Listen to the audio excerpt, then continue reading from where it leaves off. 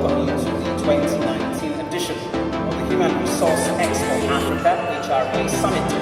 This year's theme is the art of employee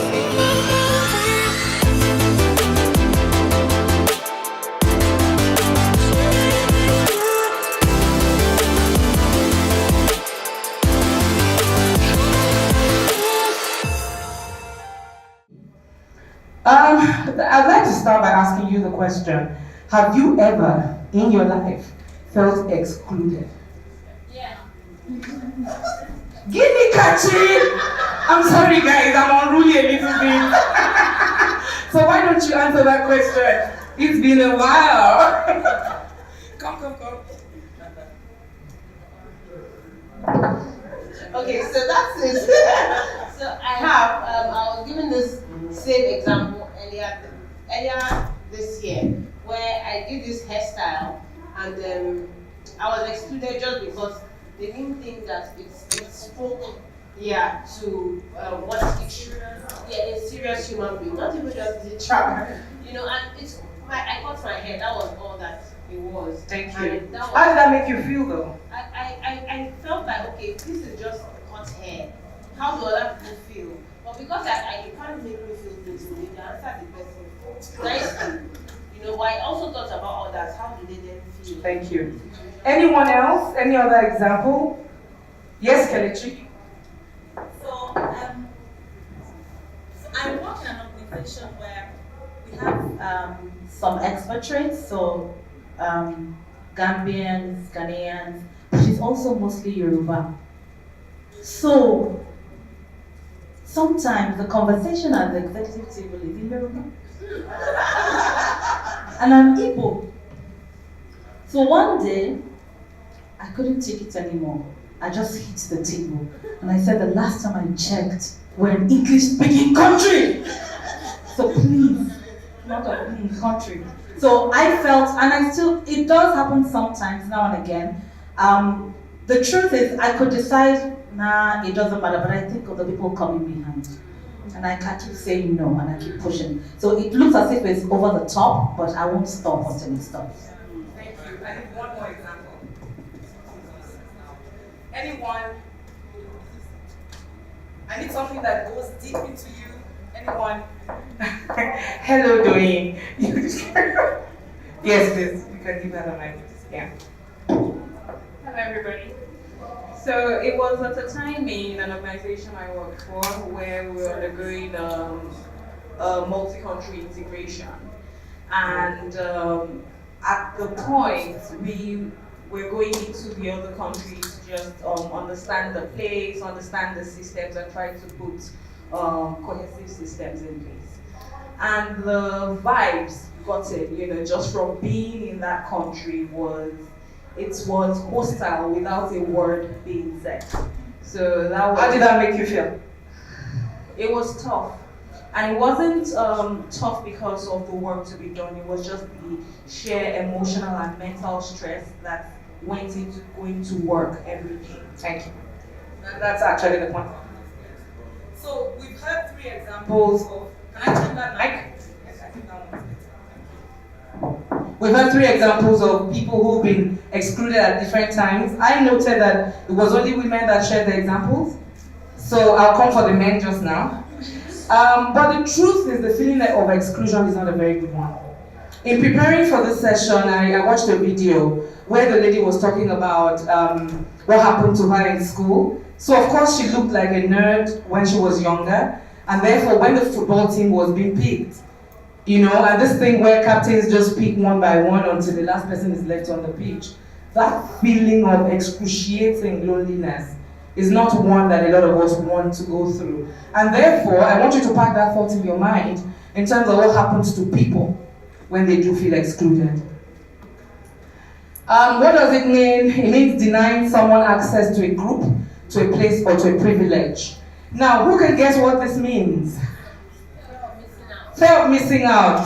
There are times I stumble on things and I'm excited, and by the time I call the millennials, they'll be like, boss. Since when? Okay, so I saw this one, I didn't know there was a thing. So there is a thing about fear of missing out, you don't want to be caught there. Everybody has been invited to a sleepover. And you discover, just because you were looking for somebody, then you discover that they were there sleepover and you were not. So what does it feel like? It's one of these things. It's heartbreaking, it's terrifying, it's a feeling of rejection. I actually feel that when people attempt suicide, I believe that must be at the root of it. The fact that you feel alone, you feel lonely, you feel rejected, and therefore that's what you want to do. I have a video here, but I think the guys have successfully messed up my video. Can you click it? Can just click enter and let's see what happens? Okay, it's fine. I won't refer to that video now. Now, how many of you have felt welcome in a new place? Where you joined a new group, a new place, and how does that feel like? There's another kind of energy that you get. And there's something else it does to your performance. It gives you confidence as if all of a sudden you've learned a new skill. Meanwhile, it's the same you. You haven't learned anything new. You're not different. You just feel accepted. And when you feel accepted, you can do all sorts of things. When you feel included, you are more engaged. And I'm sure a lot of us, relating back to what Kelechi had said earlier, we do know that engagement goes right down to the bottom line. Research has proven it, guys. HR is not trying to grow flowers anymore. It goes straight to the bottom line. So when people feel included, it's going straight to your bottom line. They're happier, they're more productive. They're the kind of people that will attend a dinner party and they're busy fishing out who's a good talent here. And they're exchanging cards and they're saying, we're recruiting, even if we're not recruiting. Saying, we're recruiting my organization, do you want to join? Because that's the way they feel. They feel it's a really great place to work and they want you to come. So what are some of the myths of inclusion? At times we feel that inclusion means everyone has to love everyone else. It's not true. We don't have to love each other to work well together. We don't even have to have best friends at work. I know Gallup says so. But I remember in the UN, one of the 12 Gallup questions actually says I have a best friend at work. And in the UN, we had such a debate about best friend is from when I'm young, I did not have best friend at work and all that. So, but I mean, you don't have to love everyone else. We also feel everyone has to be happy all the time. It's not true. Because there are times you give tough love. And when you give tough love, people are not happy, but it's not because you excluded them. And we also feel friendship equals inclusion. No, it's not. Okay, this was just foundation. Foundation for us to start. Now, if this video can't play, I am going to throw tantrums. But what do we need to do to make the video play? I brought my Bluetooth, they messed it up. The sound. Yeah, no, that's what happens. You won't hear anything. The sound in the room is gone. Kesiana, can you try and just check? If it comes, it's great. If it doesn't come, let me explain it. Now, I'm a psychologist by background. I studied psychology for my first degree. So I was actually interested in the issue of inclusion and exclusion and if it has anything to do with the mind.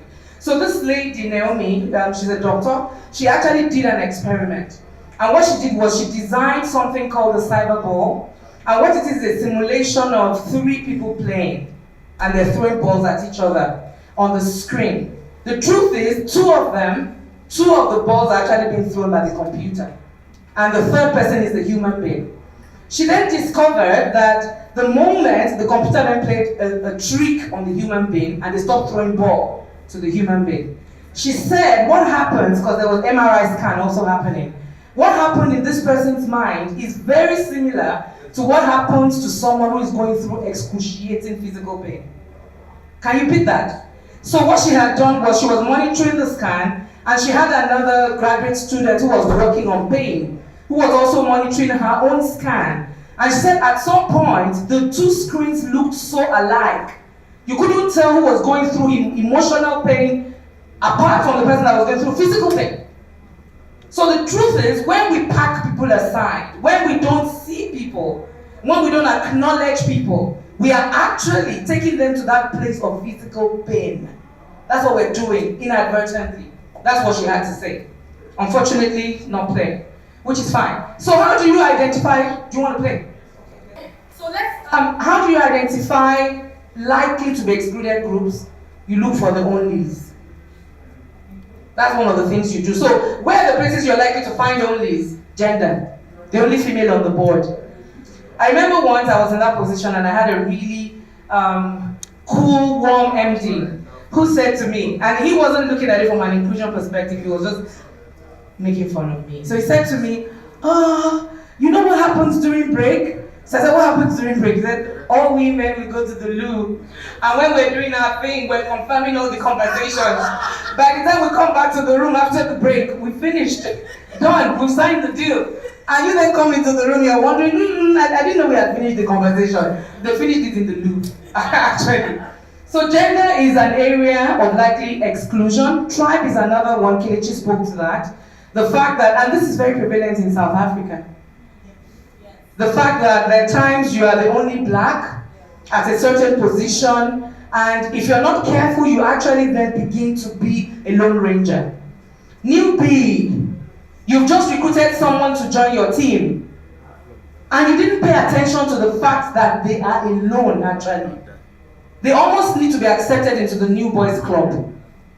I remember when I joined Unilever in 2002, I was probably half this size then. It was later, after I had made my friends and earned my own stripes, that I heard that they used to make fun of me. So I wear heels and I'm going, they're like, she's coming, she's coming, she's coming. And everybody faces their computer, they're not talking to me. They're just walking down the corridor by themselves. And because at that point, Unilever was not really used to bringing in people at senior levels, it was a major issue for me. Religion is another one. So you work in an organization where maybe you're the only Christian or the only Muslim, and maybe you're then hijabbed to add that to it. Or age. When I joined my new organization, first of all, our average age is 32. We're 650 people. That's not the one that shocked me. The one that shocked me was the number of people above 45. Guess. 7. So I remember the first, we call it People Connect. The first People Connect we had, and the finance director was attending for the first time. He came to me and said, oh my goodness, these are kids. I'm like, yeah, your whole organization are kids. So it's very easy. Sorry? Yeah. So it's very easy if the organization doesn't do things well, that you actually start to feel a certain way, or interest, or even school. Didn't go to our school and all that. So let me give you an example of what can happen where exclusion happens. So from a gender perspective, pardon me, the gentlemen in the room, for a long time, women have been excluded from the top. Yes or yes? Yes. No, I want to hear the men. If you're a woman, keep quiet. For a long time, women have been excluded from the top. Yes or yes? Yes. No, it's not coming out well. You don't, you need to speak it. He's looking at me going, yes. Speak it well. So this is what then happens when people are excluded. So all of a sudden, you look into your boardroom and you find only one in five roles. In fact, one of the researches I came across when we were preparing for the International Women's Day said, if you have one woman, Ajoke correct me because you found this one. If you have one woman in the midst of 10 leaders, most of the men actually say women are well represented. But guess what? 1/4 of the women even say women are well represented, like they tried for us. They really tried. So that's what happens when you have excluded a certain group. Only 1 in 10 senior leaders are women, and of course, in terms of management, that's what happens. So, here I really wanted to play you a lovely video. How many of us remember Susan Boyle? And I always find a way of playing that video anytime I have to train because it's just so much fun.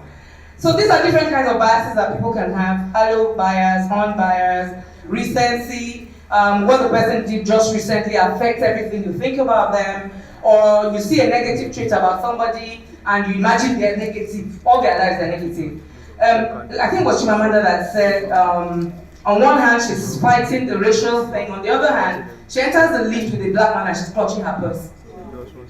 Do you understand? Because it's unconscious, it's just there in your mind that an average black man in America is a robber. So you better hold on to your purse very well. So these are some of the biases that a lot of us actually then have.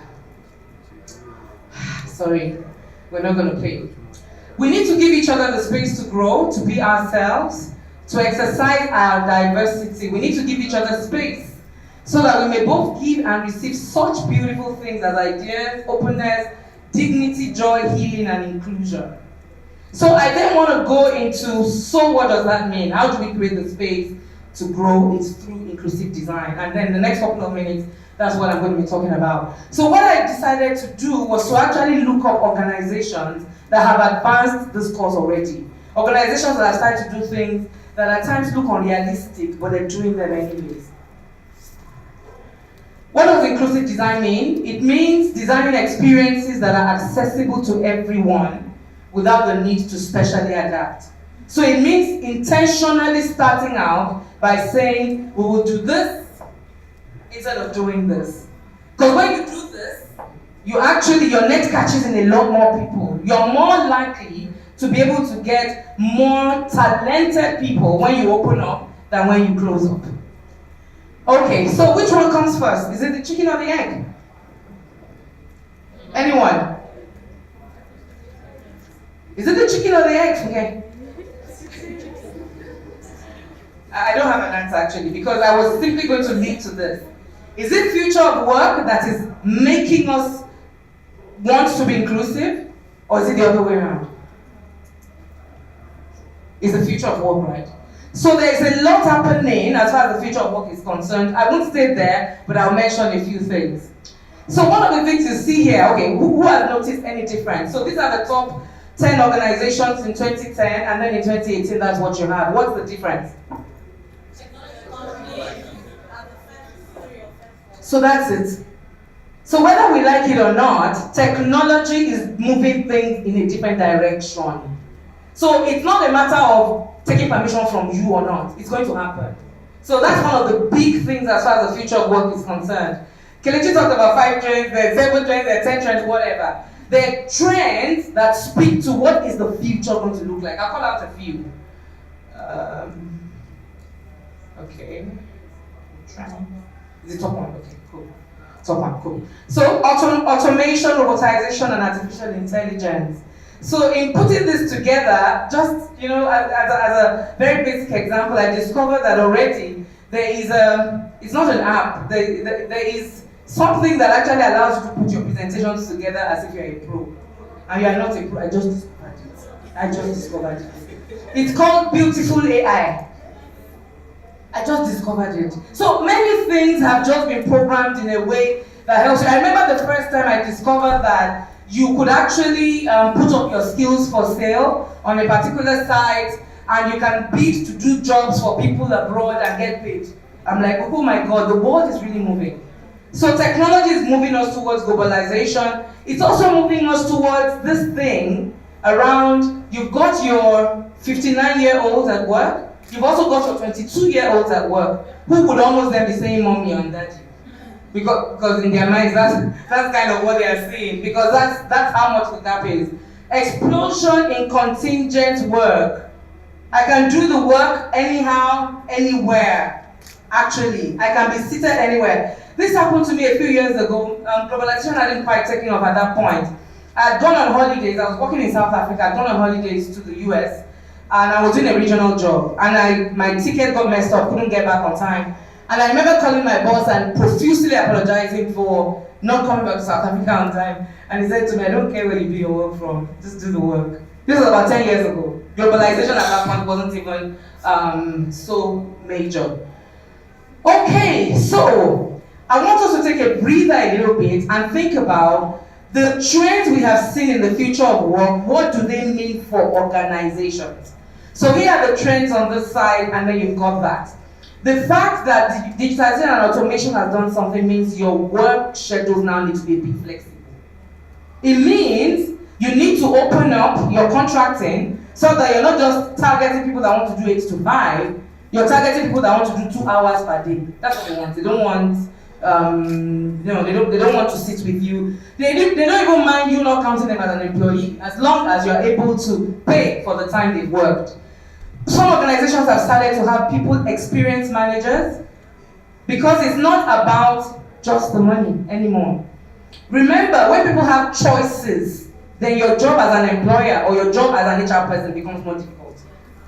So because now there are more choices, talent can decide Something came up on LinkedIn a few months ago about someone being interviewed, and I remember replying to that post and saying, actually, the talent has an opportunity, and I normally would say during an interview, to say, we've called you because you made it first to the shortlist, we're happy to have you, but also it's your opportunity to check us out. Do you want to work here?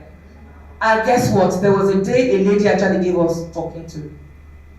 This happened 3 months ago, about 3 months ago, where I don't know what we asked her. Maybe that was the point where I said, this is the opportunity to check whether you want to work here. And she went from the top in terms of what didn't work, what worked, blah, blah, blah. So I took it all in, because when you ask, you can't now be abusing the person. Because you're the one that opened the door. So she said things to me like, InterSwitch occupies 7 buildings on Okwawo. She said nobody told me which building I was going. And I thought, oh my goodness, how did we even do that? That's a major no-no. So guess what? And Okwawo is one way. So you are moving from building. They say, no, it's not. Which madam? Oh, that one. Move forward. Then you move forward. They say, no, that one. The one on the right. So by the time she was coming in for the interview, in her mind, she was like, do I really want to do this? So when we invited her for the final interview, and I walked in, and we have a very peculiar final interview. It's a story for another day. I won't talk about it today. But when she came for that final interview, and I decided, let me even go in and see.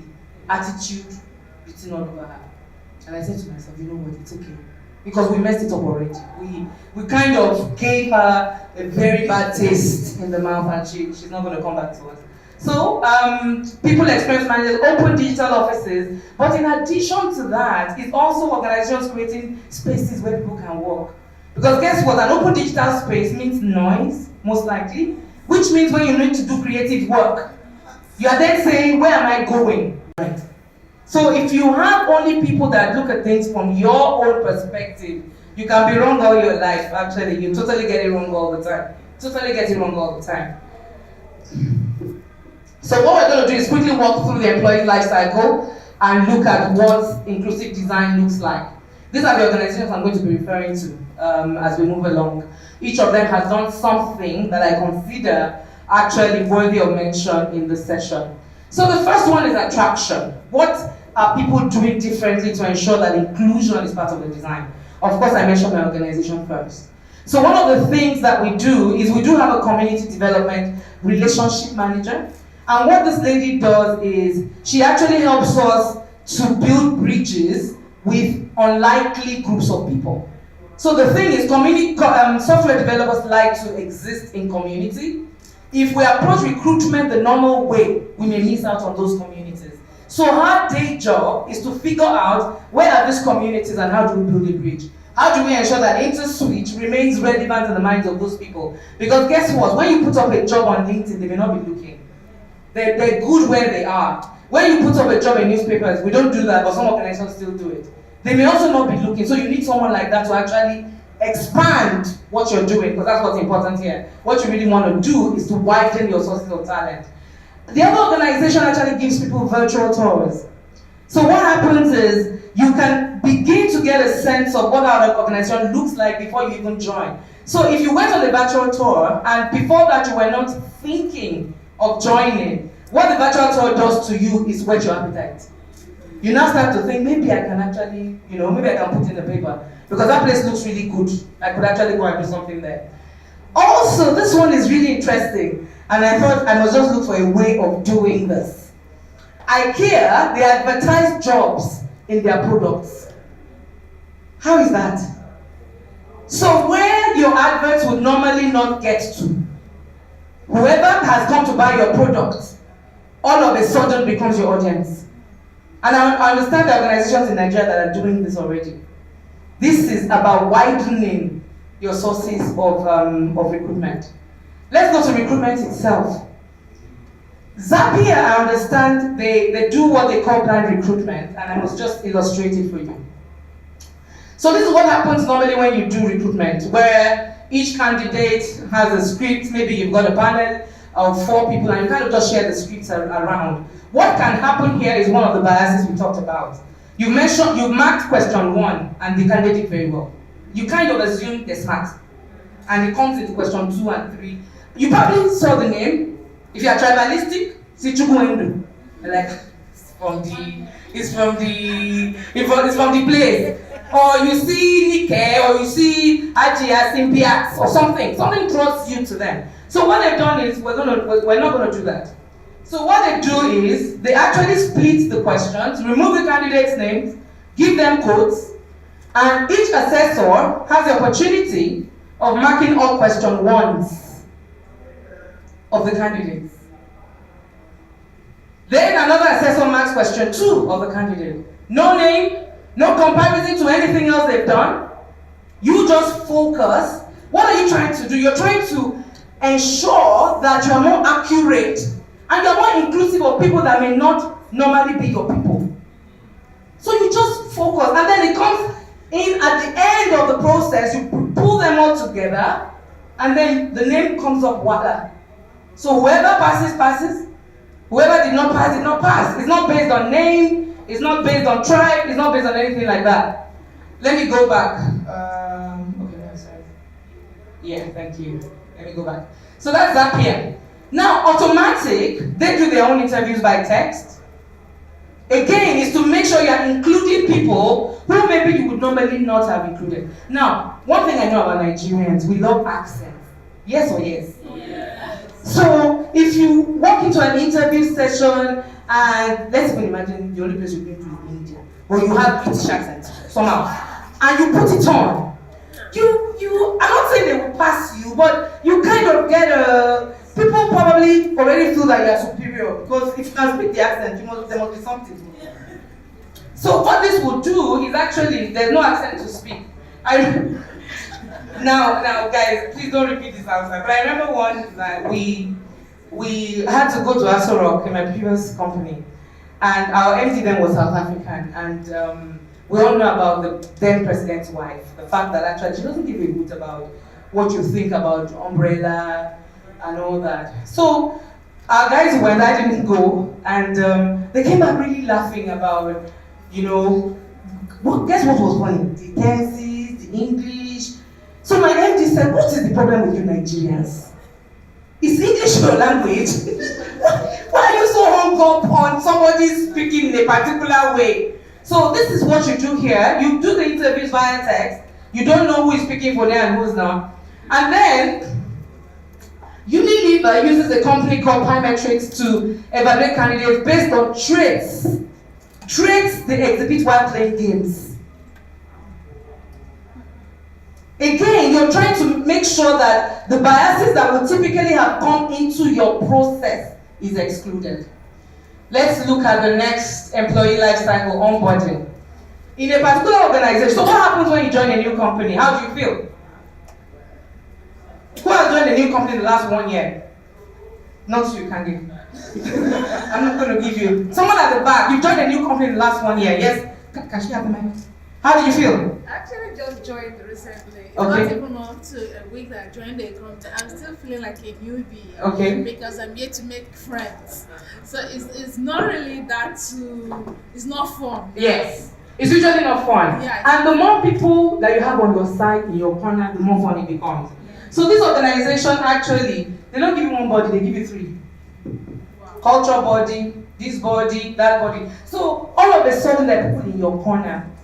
In fact, in my organization a few years ago, I think, when someone was recruited to join the HR team, and this was just off the call, what they did was they had an outing. I think someone was leaving and there was a little party. They actually invited this guy that was meant to join HR next month. They invited him to the party. Just as a way of, you're beginning to be part of the team. And it's one of the things you can do. In Facebook, they try and set you up such that you can push out your product from the first week. One of the things that makes you feel excluded is that bit of what am I doing? What am I contributing? And very quickly you can do that. In Google, they try and make your onboarding team-based. Now let's talk about development.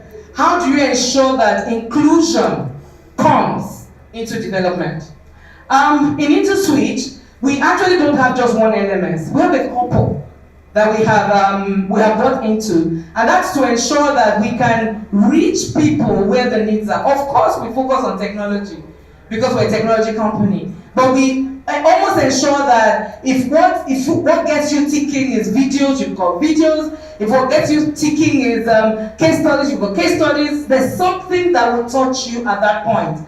Again, I use the Unilever example, the fact that they identified diversity and inclusion champions.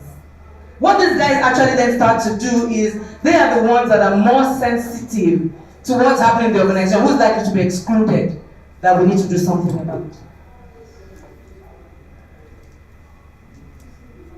Okay, performance, it's a really big one. It's of course, always a hot topic. One of the things that Buffer has done to look out for unconscious bias is, do you guys know that normally women rate themselves lower than men? I always share this. When there's a job advert, and let's say there are 10 traits that the job needs, and a man can see that they can do 5, they will likely apply for that job. Usually a woman will see they can do 7, and they're wondering, would they really take me? Am I the one they want? Because women, for some reason, have a sense of, I call it a sense of humility, where you always feel, well, let's downgrade a little bit. So what this organization has done is, because women are likely to undervalue their own performance, they don't allow the line manager to see the woman's evaluation of herself.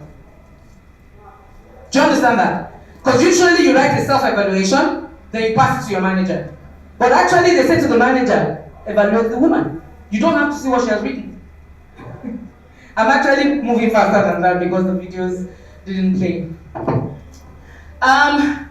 For always on feedback, this one we had a bit of a, should we include it, shouldn't we include it?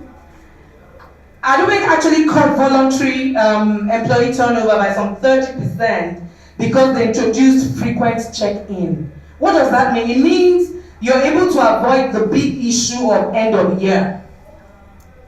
So if there is a big issue for you, you're an introvert, you don't know how to always put in your case, you don't know how to always build something together, all of a sudden, by doing this, they've got turnover, but also they managed to increase involuntary turnover. Because it then meant that because you're doing quarterly reviews and you're constantly checking, people are actually able to take themselves out of the organization before the end of the year. This one. I heard a story about a Stanbic, about something that happened in Stanbic, where a driver had been evaluated by their boss, and apparently on the system, you can either accept or you can challenge it. So this driver actually challenges it and says, I'm not signing. So when HR then called him to say, why are you not signing? He said, oh, God cannot treat me like that. I'm his son. You don't do that to family. You don't do that to family. But I think the point there for me is the fact that, first of all, the driver felt enough boldness to feel that they can actually challenge. They can challenge their boss, the boss is not going to take it against them, hopefully. Because there are subtle things you can do. I used to have a boss, I won't say where. Okay, I think it will be obvious where, but I used to have a boss who, when we managed the union, probably not one of my funnest parts of the job. When you manage the union, you have to be abnormal in your head, yeah? You can't be normal, you have to be a bit abnormal. Because you can be in a meeting for 4 hours and you guys are arguing about 10 naira. And they're stepping out and coming back, and it's 10 naira. Then you give them 7, they say, no, what about 20 kobo? Put it. So I remember once I was talking to this boss of mine who, we had a strike. And usually when you have a strike, at times there are, casualties of war and all that. And nothing happened after that. So I had gone to my boss to say, wow, you're really good. Because when the strike was happening, they would talk anyhow. If you've ever seen a labor action, they're talking anyhow to management. At some point, they picked up the MD even. So, and she then opened her book. She had written the names of all the people. So, one by one. That's what I'm saying. Maybe you can't be sure yet. One by one. And the way, these guys were dealt with was, nobody lied against them, but things they would normally have done and gotten away with. Where maybe you go to a bar for a function, you didn't really buy lunch, you now invent a receipt that you bought lunch. So we started looking into those, and one by one, all those people had to leave the organization. So that's when, a big madam or a big oga decides, I'm coming for you and I'm not going to do it frontal. I'm going to go like this and I'm going to get you. So in Stanbic can challenge your feedback. Now for reward. Let me start from the right. In the United Nations, pay is transparent. In fact, it's not only pay that's transparent. When you have an assessment center where people have gone to vie for promotion, the results are actually public. So once the results have been released, everybody is struggling to go to the website to go and check who made it and who didn't make it. Everything's transparent. So if you were to go today to the internet, you can find UN salary structure. Is there? Because they say, what is the point in hiding anything? So you can already understand if they take me as a D1, if they take me as a P5, that's what it is. Yes, it fosters inclusion. It gives you a sense of fairness. Will it survive in Nigeria, do you think? What's going to happen? What's likely to happen if we did that? If every organization or most organizations in Nigeria did that, what will happen?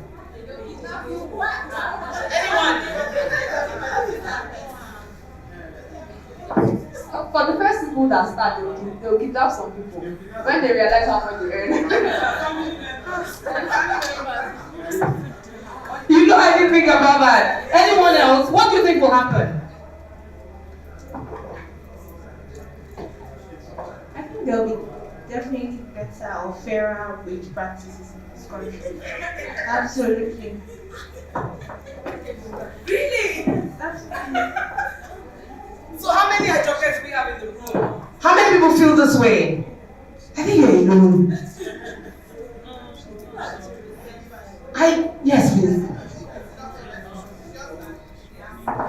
I currently work in the financial industry sector, and unfortunately, even though we say payroll is confidential, as at the point of collecting stuff and it goes into a discussion and everybody checks, at the end of each month, because they are also the operators who process the payroll, you see people waiting and they're checking what has been paid to different people. So you always see fights coming back to HR. This person is earning, and they're like, but salary is confidential. And I said, no, but why are you paying that person? Are we not on the same? Are we not? Okay, how did you get the information?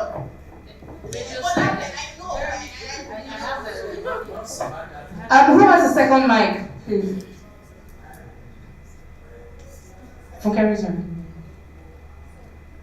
But I think it was transparent. HR was possible, right? So the first is right. So the right thing,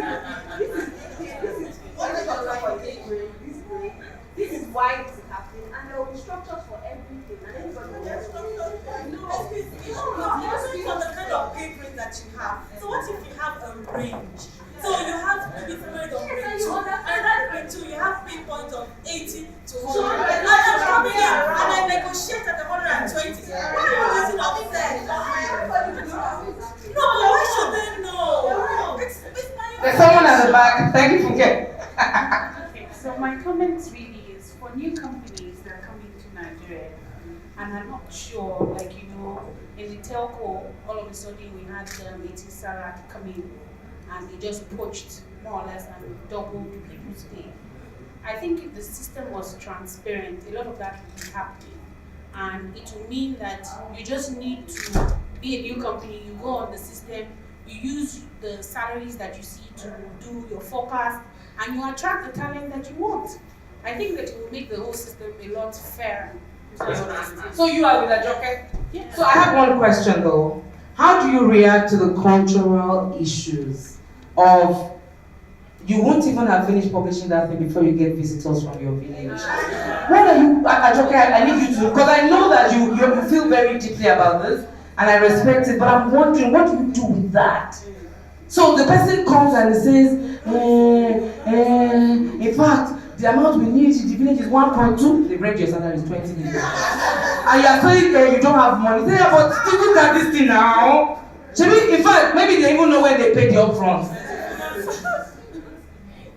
Okay, but I think maybe I can put this question back to you in this sense. When you were at the UN, did you have, because the pay at the UN is partially transparent. I may not advocate complete transparency like maybe Buffer does, But I think that there's something to be said for partial pay transparency at the very least. Now, if you're all people who are talking now about, well, people will complain, people will do this, people will do that. The truth is, it's better for you to get ahead of that conversation now because it's happening anyway. Today, if you're going to go for a job interview at any company, you first of all look up salaries at Glassdoor, at least. Then you now go, if you have friends within that company, you now go call your friends. But if as a company you already published your pay structure, there's no conversation about that. Everyone is clear already.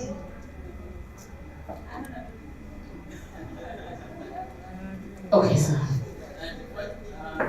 It depends on the way we are looking at it. When I was in the entry, we know that when you're a waiter, you come in on the level junior 2, step 2, step 3. So within 14,000 to 20,000, things like that. All right. In an organization, if you're graduates, if you are coming in, you either come in as a supervisor or an assistant supervisor, and your salary is around 60 to 90. No, things like that, people may know, but it is quite different from when individuals' pay is actually revealing to everybody. Like, let me say, in our company, we hire people from outside Nigeria. Sometimes they get double paid. Customer service officer from UK, you will get 400. Customer service officer from Unilag, 200,000. Okay, so look at that. So if a lot of time we try to cover some things, because if we don't cover it, there will be industrial disharmony. I think he deserves a round of applause and we do need to know. So I actually, I don't agree with that, okay? We've had those conversations, but I think we can't run from it for too long. I feel that the scale would likely, people would demand more transparency on that. What individuals then earn within that may be what we don't talk about. But again, I still have the village question. So you asked me the question, when I joined the UN in 2016, I actually didn't know their pay was on. So I went in asking stupid questions. And they kept pointing me to, I'm like, no, it cannot be now, it cannot be, they don't put pay. So I'm not sure that even my family knew that they had pay and they could check. So what does that mean for me? I don't know, it's good it didn't happen, but yeah. So that's partial pay transparency. Again, people that have done it have done it for inclusion reasons. So that actually you don't start to feel because I'm black or because I'm white. Because I'm a girl or because I'm a boy. You feel this is the job I'm doing and this is how much I'm getting paid for it. Some guys are total and it's every single employee's pay. That one is risky. That one, the kidnappers issue, I suspect it for that one. And then Salesforce actually invested in gender pay equality. Guys, for a long time, you can see that at the top of the slide. Equal pay for equal work is a huge topic. Some of the statistics on pay inequality is very telling. Generally, women are paid 23% less than men globally. So women, let me teach you something. I shared this story on Saturday. Years ago, I was working in Unilever. I told my boss I wanted to take on an additional region because he couldn't find someone. And he took the region. And I was doing my job. I wasn't doing it fully because there's only so much you can do in a day, really. But at some point, my husband said, why don't you go and ask him for increased pay? This was Jonathan. And I said, do people just do that? That's the difference between men and women. Men do that. So I call my boss and I'm genuflecting. I am apologizing even before I talk. To say, I'm just wondering maybe whether you will be able to. And he said, oh my God, I'm so sorry. I should have done this before. I'm going to backdate the pay. I'm like, are you kidding me? What? So women, we know how to negotiate tomatoes. Like, guess what? That basket, they call me 5K, I got for 1, 2. And, you know, at times, it gets some women really excited. Look for bigger things to negotiate with.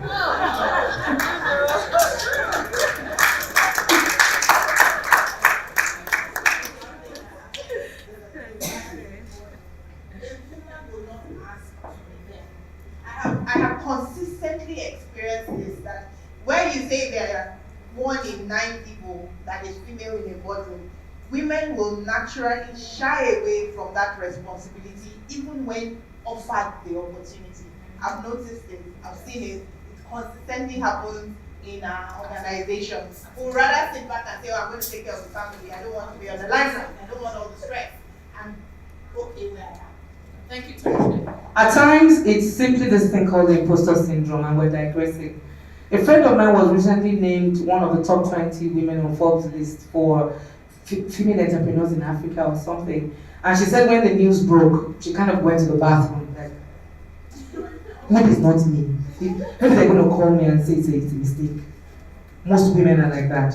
So what I'm saying is, guys, ladies, instead of bragging about the basket of tomatoes or the toy or whatever it is you got a good deal on, you can think of bigger things to get your good deal on.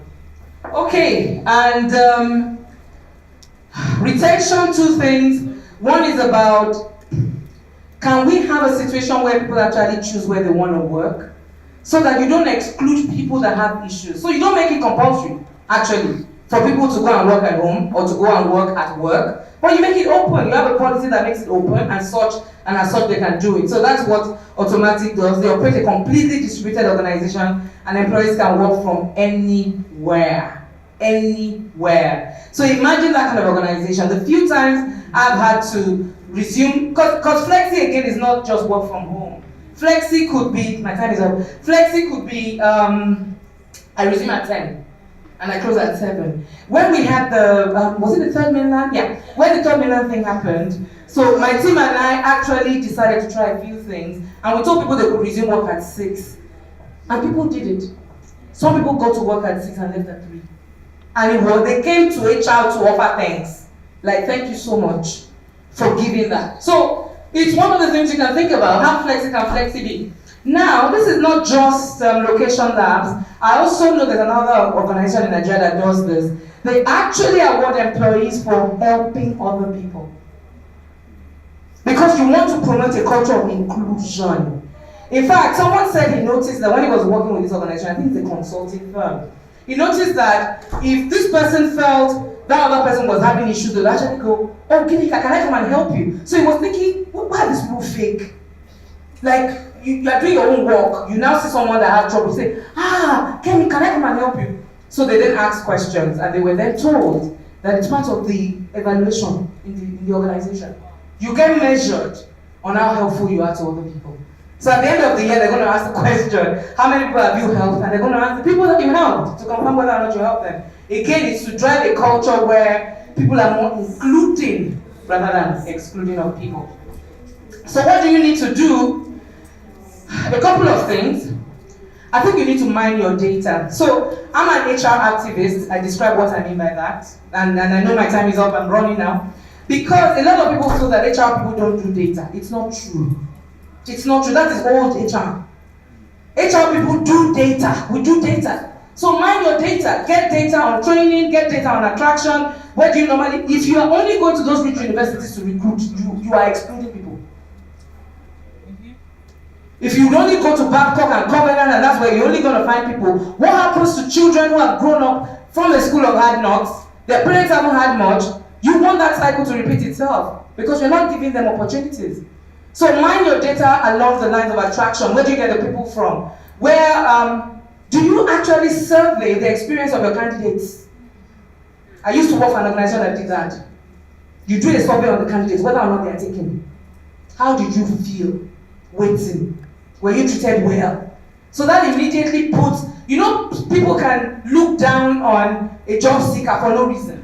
Just for the reason of I have a job and you don't. So if that person knows that you are going to have to write a rating on them, then they're forced to. So do that. Mind your data along onboarding. How do people feel? First day, first week, 30 days, 90 days. Are we including? It's one of the major things we are having to work on in our organization. Do your training nominations always come from a tribe? In my last organization, I got called by a pensioner once. And I should have suspected when he called me and decided to speak Yoruba. I'm like, sir, Omoluabi. I'm like, sir, hey, why is it that you are surrounding yourself with normal now? I'm like, sorry, sir. He said, go and check all your deputies. They're Igbo people. How come? number one, I had not noticed, so I felt really proud of myself. I'm like, didn't even occur to me. But it was calling me to accuse me, actually, of not playing the tribal card. Why would you allow this to happen? So mind the data of performance, pay information. Go and check, when you leave here today, and it's easy for a chapel to do that, check your gender equality in pay. I dare you. Go and check it. Check salesmen, men. Check salesmen, women. See if it looks different. If it looks different by a wide margin, more than 5% variance, take it to your MD. I'm not joking. It means there's something wrong. It means when a man says, I'd like to earn 2 million, you take him serious. When a woman that's going to come and do the same job says, 1 million is okay, you also give her 1 million. Remember the principle of fairness. You don't want to do that. Also exit.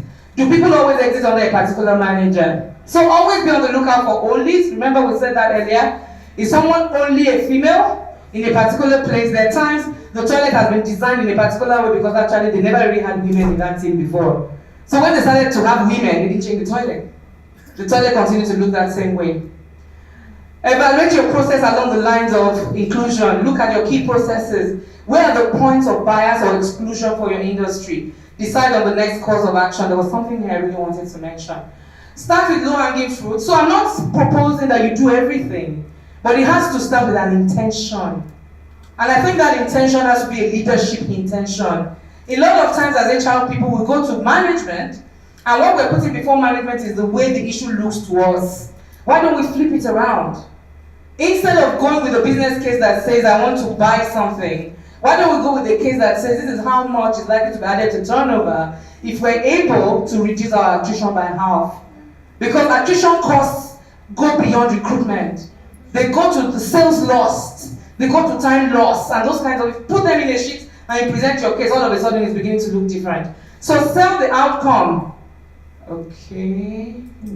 Right. Sell the outcome, not your process. Role model leadership behavior. Let leaders start to talk about it. One of the things you can do, for example, as a low-hanging fruit, is start training on it. If you start training on unconscious bias, you just look for online trainings and you send it out. All of a sudden, people wake up to the fact that there is unconscious bias.